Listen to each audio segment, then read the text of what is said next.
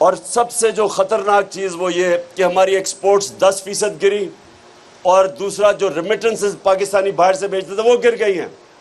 इसका मतलब कि हमारा खसारा बढ़ता जाएगा, इसका मतलब रुपए पे प्रेशर बढ़ता जाएगा, इसका मतलब हमारे रिजर्व्स कम होते जाएंगे, इसका मतलब कि अगर इसी तरह चलता रहा तो मुल्क श्रीलंका के रास्ते पर निकल गया।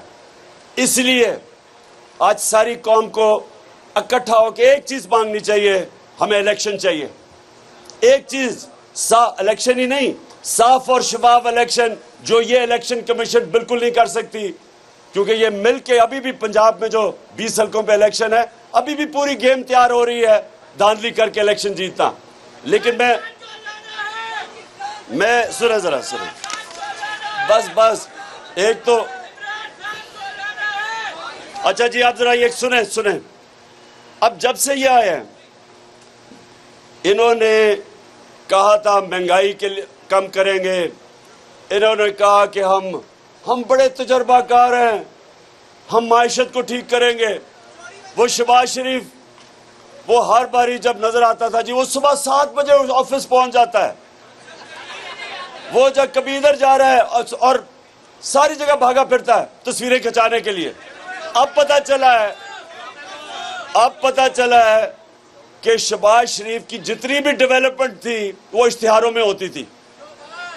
अरबों रुपए के अवाम के पैसे के इश्तिहार, सारी डेवलपमेंट वहां थी। अब पता चला है कि ना वो माइशत को रोक सका है, नीचे जाने पे महंगाई का समुंदर आ गया है।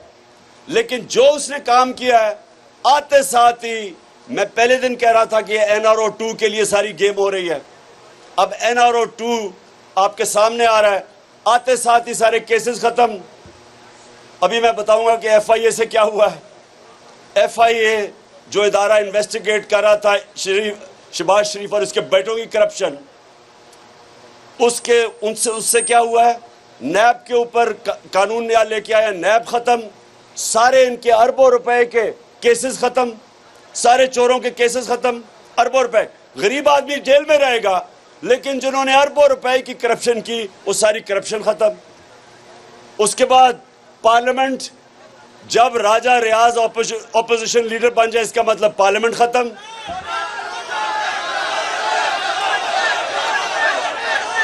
सहाफियों, आज जो सहाफियों से हो रहा है, जिस तरह की धमकियां मिल रही हैं, FIR कट रही हैं सहाफियों पे, मीडिया हाउसेस को धमकियां दी जा रही हैं कि कवर ना करो किसी तरह इमरान खान को, ये बहुत बड़ा कोई दुश्मन है मुल्क का।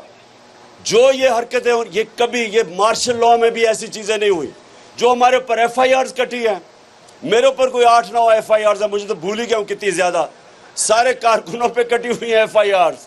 और सिर्फ और सिर्फ एक कोशिश है, किसी तरह अवाम को खौफजदा करके और चुप करके बैठा दें। अब मैं ये जरा सुने कि शहबाज शरीफ के जो केसेस थे, उन लोगों से हुआ क्या। सबसे पहले आपको पता है ना, शहबाज शरीफ ने नौकरों के नाम पे अपनी शुगर मिल में नौकरों के नाम पे 16 अरब रुपया नौकरों के नाम पे लिया। आप उसमें से जरा सुन लें। पहले जनाब बारी आई गुलजार अहमद, जो PN, जो कि चपरासी काम करता था, उसका वो भी इनके पैसे, उसके अकाउंट में भी पैसे आते थे, वो अल्लाह को प्यारा हो गया। उसके बाद बारी आई जनाब मुजम्मल राजा की, उसको भी दिल का दौरा पड़ा, वो भी अल्लाह को प्यारा हो गया, ये भी पैसे, उसके अकाउंट में पैसे आते थे। फिर जनाब गुलाम शबीर, वो भी एक था जिसके पैसे आते थे, उसको भी जनाब दिल के दौरे से वो भी अल्लाह को प्यारा हो गया। और फिर आप सब जानते हैं बेचारा मकसूद चपड़ासी, इसके पैसे आते थे। अच्छा, गुलाम शबीर जो था ये पैसे डालता था मकसूद चपड़ासी के अकाउंट में, तो गुलाम शबीर गया, सबको दिल के दौरे पड़े। मकसूद चपड़ासी 50 साल का भी नहीं था, वो दिल के दौरे से गया। फिर जो इन्वेस्टिगेटिंग ऑफिसर था डॉक्टर रिजवान, वो दिल के दौरे से गया। फिर जनाब एक और इन्वेस्टिगेटिंग ऑफिसर नईम, उसको हार्ट अटैक हुआ लेकिन अल्लाह ने उसको बचा लिया। और फिर आज हमने खबर पढ़ी है इमरान रजा जो एंटी करप्शन में ये फैसलाबाद में, आप सोच लें फैसलाबाद में किसका वो इन्वेस्टिगेट कर रहा होगा, किसको? अब उसको पता चला, ये जरा सुने, पता चला जी वो अच्छा भला था, उसने जी खुदकुशी कर ली है। अब ये जो हो रहा है ये क्या पैगाम जा रहा है? ये पाकिस्तान में ये पैगाम जा रहा है कि जनाब ताकतवर माफिया को कोई सरकारी नौकर हाथ ना डाले, कोई FIA वाला आगे से इनको इन्वेस्टिगेट ना करे। नैब वालों को सारों को डरा दिया कि जो इनके केसेस हैं चुप करके पीछे हट जाओ ताकि ये सारे केसेस इनके माफ हो जाए।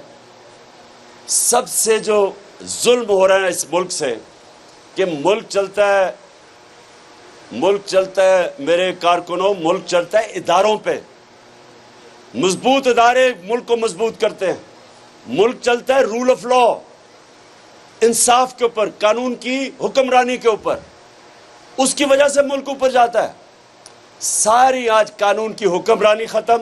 इसका मतलब ताकतवर के लिए एक कानून, कमजोर के लिए दूसरा। ताकतवर के लिए जिस तरह हमारे नबी सल्लल्लाहु अलैहि वसल्लम ने कहा था कि वो कौमें तबाह हो जाती हैं जिधर छोटा चोर जेल में डाला जाता है और ताकतवर डाकू को उस मुल्क का निज़ाम नहीं पकड़ सकता। ये आपके सामने हो रहा है, ये तबाही आपके सामने है कि बड़े बड़े डाकुओं को पहले तो उन लोगों को डराया धमका, सबको डराया धमकाया जा रहा है। जो इन लोगों को, ये जो मर रहे हैं लोग, सब डरेंगे अब कि इनकी किसी चोरी के ऊपर कोई हाथ ना डाले। और दूसरा, सारा हमारा इंसाफ का निज़ाम, FIA जिन्होंने पकड़ना था चोरों को, नैब, जो भी हमारी एंटी करप्शन, क्योंकि ये एंटी करप्शन वाला आज पता चला जिसने खुदकुशी की है, इसका मतलब ये सब डरेंगे। एक इदारा बच जाएगा, वो है पाकिस्तान की अदलिया। लेकिन माजी में हम सबको पता है कि अगर शरीफ खानदान के लिए अदलिया उसके खिलाफ फैसला करती है तो सुप्रीम कोर्ट पे भी हमला हो जाता है। अगर खिलाफ फैसला करती है तो अरशद मलिक के ऊपर टेपें निकलाती हैं। पिछले चीफ जस्टिस जो थे साकिब निसार, उनके ऊपर टेप निकलाती है। तो ब्लैकमेल माफिया की तरह जुडिशरी को भी इन्होंने माजी में किया है, फिर करेंगे। अगर इनको खतरा जिधर से भी होगा ये उसके ऊपर अटैक करेंगे, उनको डराएंगे, धमकाएंगे, पैसे भी देंगे। जो पैसे ब्रीफ केस चले थे, जब जस्टिस सजाद अली शाह अपनी किताब में लिखते हैं कि कोयटा बेंच को ब्रीफ केस चले, शहबाज शरीफ खुद गया था ब्रीफ केस देने के लिए। तो ये मुल्क का सबसे बड़ा इस वक्त अलमिया है कि सारा पाकिस्तान का इंसाफ का निज़ाम वो ख़तरे में है। और ये सारी इन्वेस्टिगेटिंग एजेंसीज, ये जो जिन्होंने काम करना होता है चोरी बचाने के लिए, वो सब अब अपने आप को बचाएंगे।